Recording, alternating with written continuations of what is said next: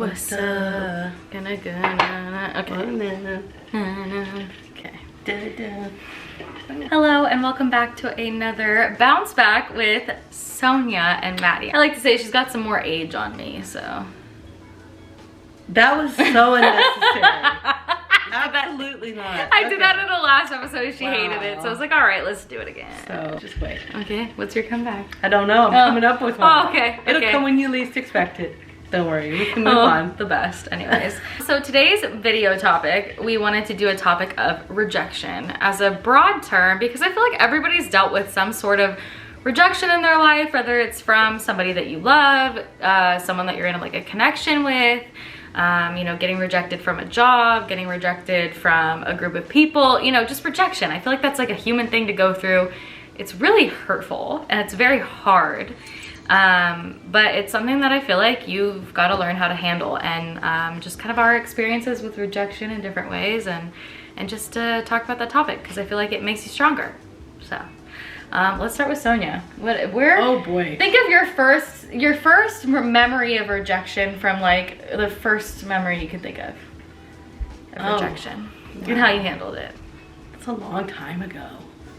No, I'm like, it doesn't have to be from that far ago. Just like the first one that pops into your head. I don't get rejected much. I'm just kidding.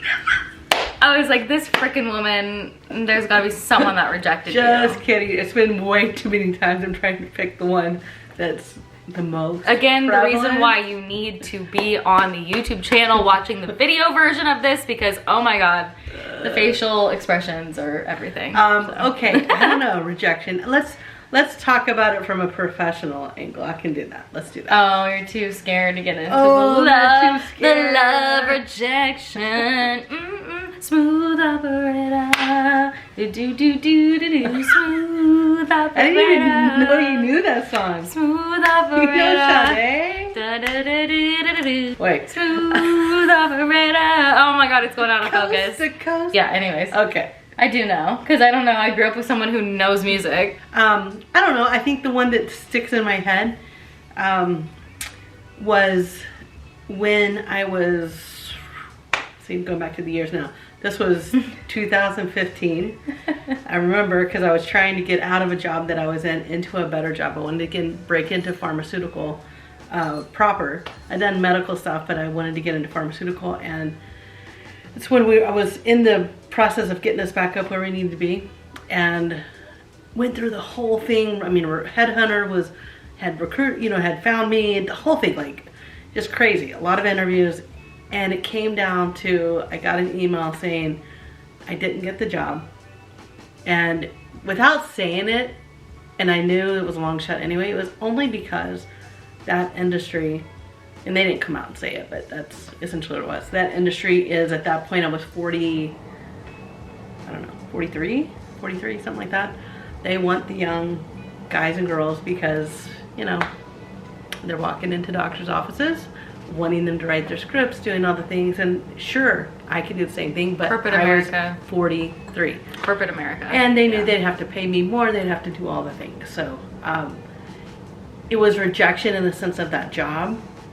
It did, like, it kind of was a gut punch to my stomach because I felt like I needed this job specifically. Like, it had to be that job. I had to get into pharmaceutical sales. If I didn't get into pharmaceutical med device, what was I gonna do? You know, that was where my head was. And at the end of the day, I'm so glad that I didn't get into pharmaceutical or med device. My path took me somewhere else. I got into another medical company and really enjoyed that and moved on throughout my career. But it was a sucker punch to the gut. And I remember sitting on the couch when I saw the email on my phone, and I was just like, whoa. It took me a minute, and I was like, okay, so I'm not gonna just say okay. I responded back with a very thoughtful, professional email, and the recruiter went on to explain a few things, which between the lines was basically, you killed it on every aspect, but they will with someone else. So how did you overcome that mentally? You know, I've always been this one thing that I think is a... Like, are you gonna cry? She's like, she wears contacts. I have something in my She eye. always has sensitive eyes. Well, I think I probably did then, actually. I'm trying to be a BITCH. It's fine. You were. Yeah, I think I've always had a lot of strength within myself to pull me out of things. I don't know what, I was born with it. I don't really know why. I just always have. I can attest. She's always been able to get over everything. Like, I don't know how. She's like has a superpower with that. Yeah, I don't know. Yeah. It's just something, as long as I can remember, I've always been, you know, everyone has their things in high school and I feel like you've middle always school, and it's like, whatever, I don't care. She's always just really like something that I've not had that she's had is, and learning from her is she's always just known who she is, and she's never ever like let any outside thing dictate or what is the word? She's just never let any outside thing or outside person, circumstance like define who she is. And she's always been true to her nature, true to who she is.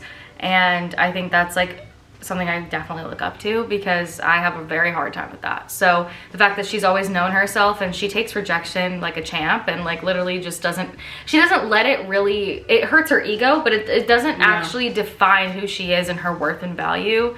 And that's something that clearly you've just had your whole life. Yeah, I don't know. I mean, my parents were very, you know, good, and they always built us up, and, you know, I don't know, but I feel like it was something that I was born with.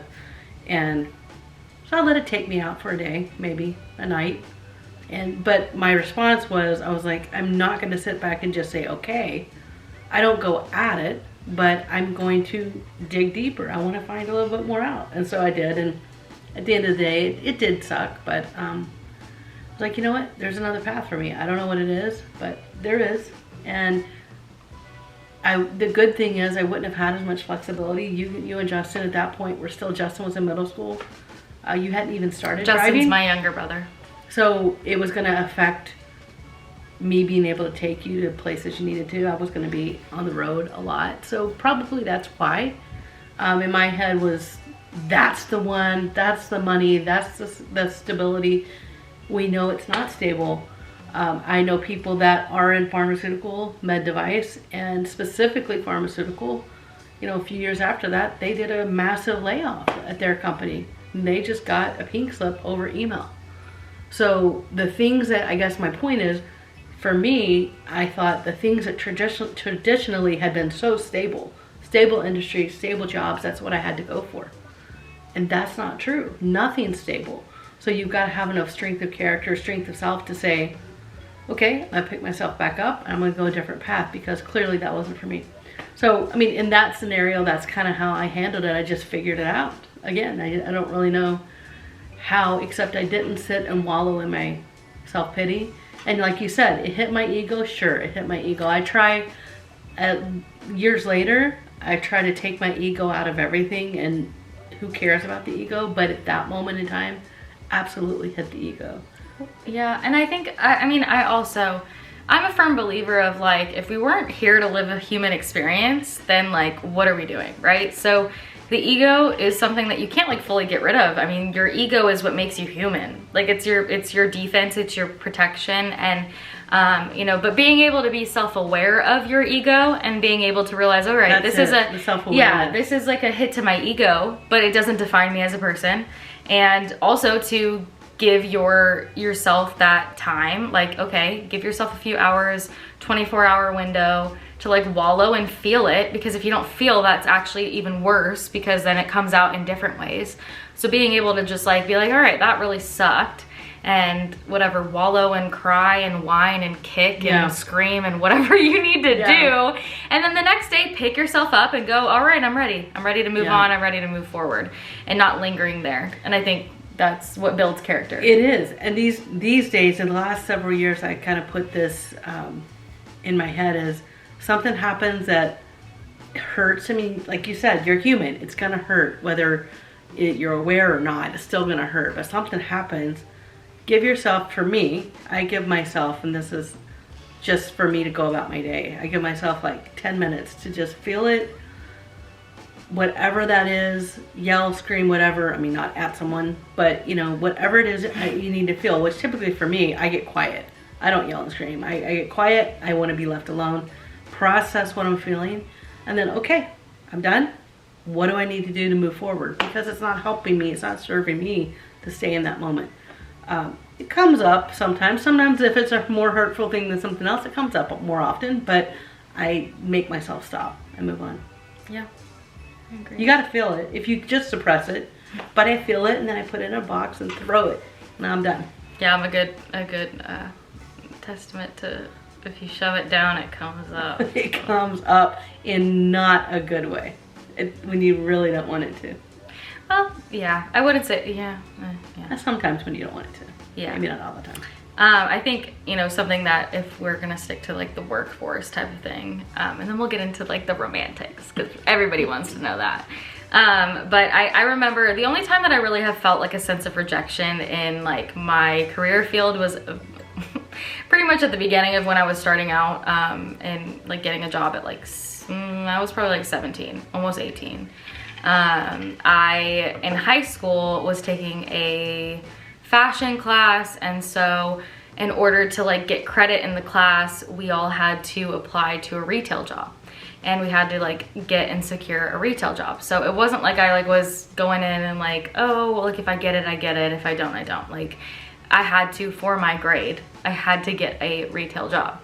And so I remember there were like 2 other girls that I was friends with at the time in high school, and we all went and applied to Tilly's, which is like a surf brand. If you're not familiar with it, it was like a surf shop. Like I grew up in Orange County by the beach. So, you know, if you really look at, and it's not like, I'm not saying this like because I think this is why they did it. I just like intuitively feel this way. But the 2 girls that I like applied with, they were blonde, blue-eyed, like, you know, very like surfer-esque. They fit the vibe of the brand, right? I did not. Like, I mean, I grew up in a beach town. I definitely like dressed the part, but I was brunette. Like, I definitely have ethnicity to me. I'm half Persian. And I remember it was literally probably my first sense of rejection besides like other things in my life. But like when it came to work life, I remember I just kept being like, they were supposed to let me know like if I got the job or not. And my 2 other friends had gotten like picked and they got the job, and I remember waiting and being like, okay, well, it's been like weeks now. So I had to like reach out to the manager to like follow up, and she was like, yeah, like, we just decided to go with other people. So like they didn't even have the decency to really like tell me like why I didn't get the job and like whatever. And like, yeah, it was hurtful because my 2 friends that I literally took the fashion class with got that job. And I felt like it was kind of, I don't know, I'm a very intuitive person. So like, I felt like it was kind of a knock on me, not because of like my skill set, but because of what I looked like. And, you know, I know that's very prevalent in a lot of circumstances and in this country sometimes with certain things. So I'm not getting political. I'm just saying, like, I know that that's something. So I've definitely been there. But, you know, I could have wallowed. Thankfully, I had a mom who was like, okay, who cares? Like, go get a different job. I ended up getting a job at H&M. And I actually ended up loving my job a lot more than I probably would have at the other job. And I met a lot of amazing people, and it was a really, really good job for the time. And I don't regret it. And I remember being like, when I had that job, I went, you know what? This actually ended up working out better for me.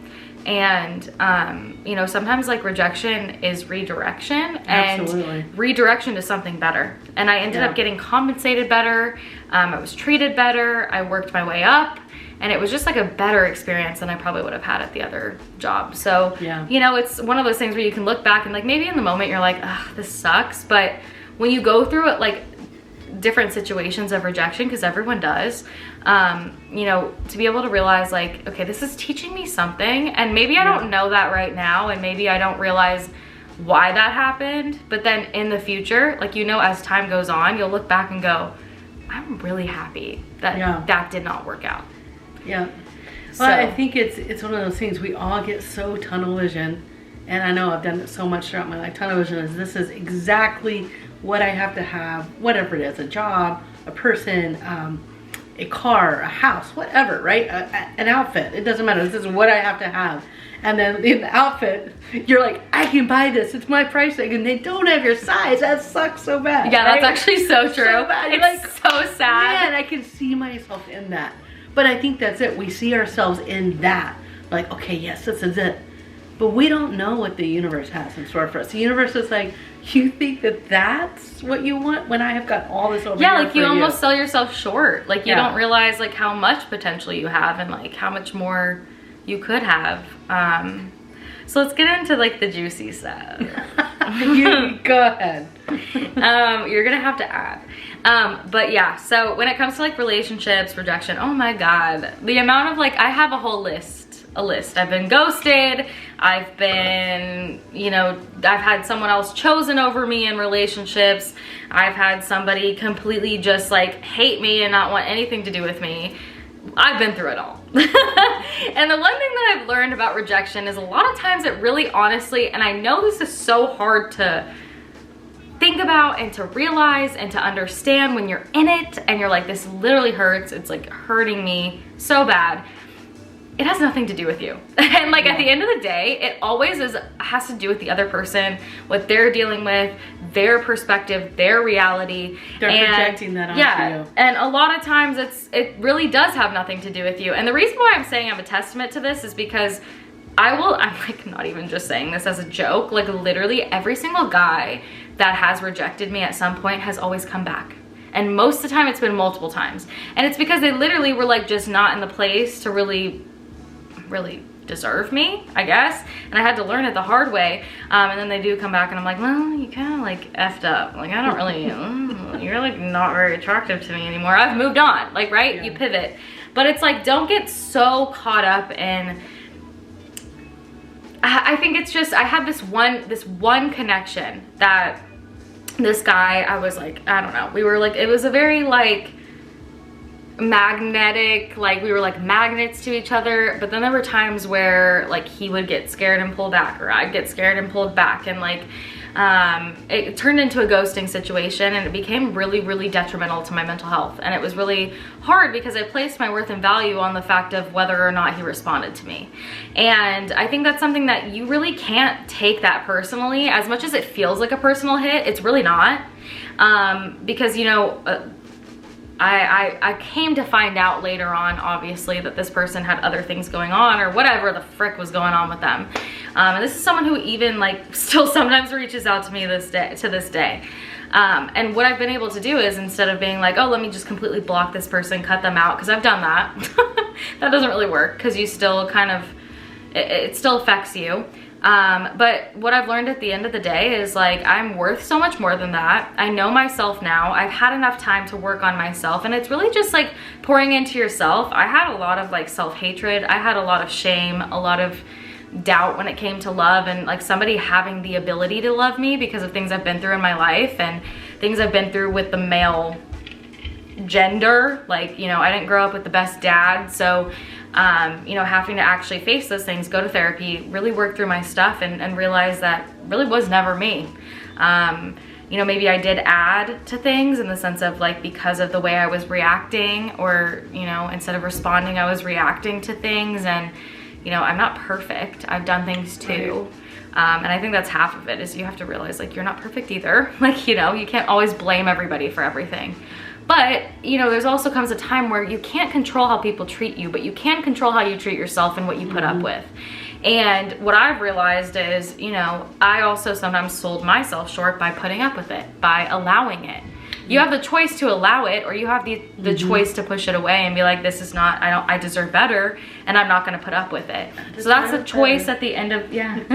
Kelane. But yeah, that's kind of my own experience. Like, I don't want to go into like each person, because there's been a few, like a few, but at the end of the day is at each of those, and I can say this for you, and she knows, because she knows what I've been through. Me, yeah, in my experience too, it's all about becoming self-aware, so that you say, what lesson should I learn from this? And part of it is understanding this is what you've learned over the course of those events. Is it's not me. Like, you know, it's not. It's something that they're dealing with. It's their projection. It's not aligning, and that's okay. but it's the lesson you learn from all those things. Yeah. And you've done very well. Thank you. I like to say that I'm in a very good position now.